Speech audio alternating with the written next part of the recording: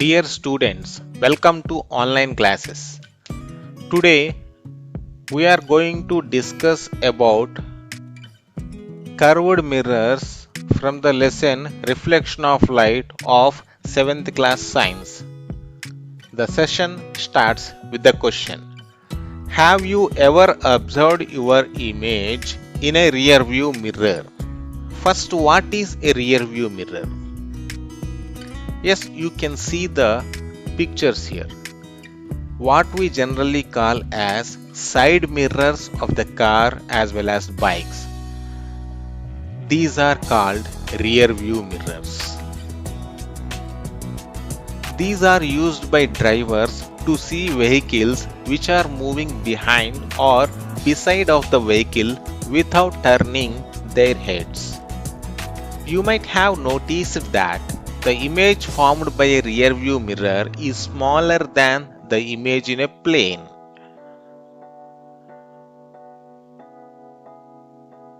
Plane mirror and rear view mirror.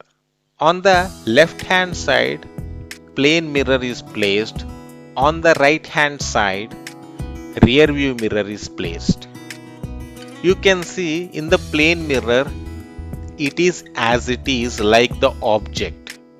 And in the rear view mirror, it is just distorted, means that it has some changed shape. What is the difference between these two mirrors? Observe their shapes and find the difference. Have you observed the reverse image of yourself in any mirror? Let us do an activity. Try to observe your image in a stainless steel spoon. The curved shining surfaces on either side of a spoon acts as a mirror. Let you check here. So have you find any difference? Yes, definitely. One image is reversed and one image is erected.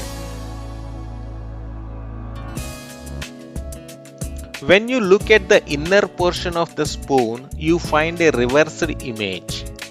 The inner portion of spoon acts as concave mirror. When you look at the outer portion of the spoon, you find small size image of yours. And outer portion of spoon acts as a convex mirror. Have you seen the mirrors whose reflecting surfaces look like the head of a steel spoon? The mirrors which contain curved reflecting surface are called spherical mirrors. They are of two types. They are concave mirror and convex mirror. In the last slide, we have seen the examples of these two.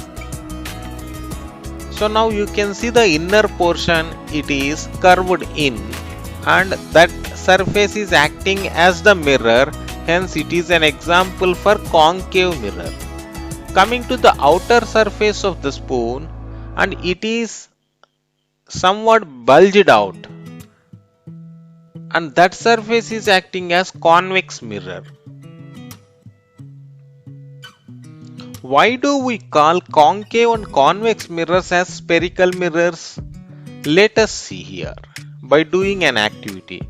Take a rubber ball and cut a portion of it with knife as shown in the figure. Now take the small portion. The inner surface of that small portion is called concave surface and the outer surface of it is called convex surface.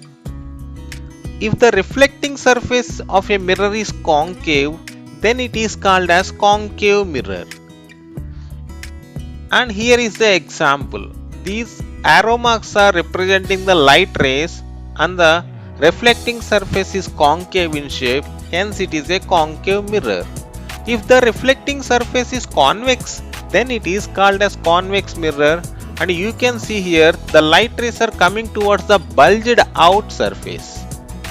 Hence it is a convex mirror.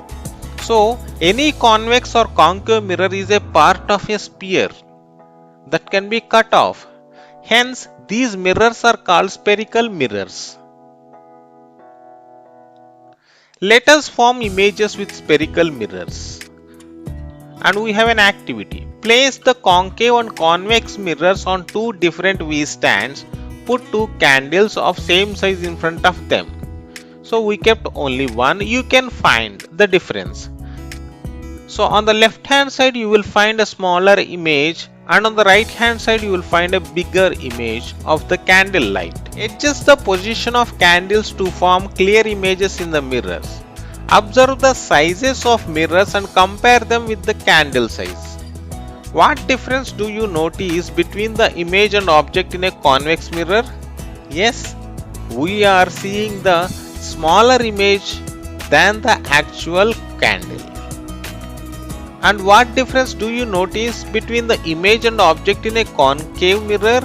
We found the bigger image of the flame when compared to the original candle. Now, if you keep an object before the plane mirrors, they will form exactly of the same size images. Coming to the spherical mirrors, when you place the same object before that, one spherical mirror is showing the smaller image than the actual one, and one mirror will show the bigger image than the actual one. And here the mirror which is showing the smaller image is called convex mirror, and the mirror which showing bigger image than the actual one will be called as concave mirror. Can we obtain the image formed by the mirrors on the screen? Let us do an activity. Place a concave mirror on a V-stand. Place a lighted candle in front of it. Place a thick white paper or white drawing sheet behind the candle as the screen, like shown in the figure. Adjust the distances between the candle and mirror, screen and mirror by moving them either forward or backward till a clear image appears on the screen. Repeat the activity using a convex mirror and plane mirror in place of concave mirror also.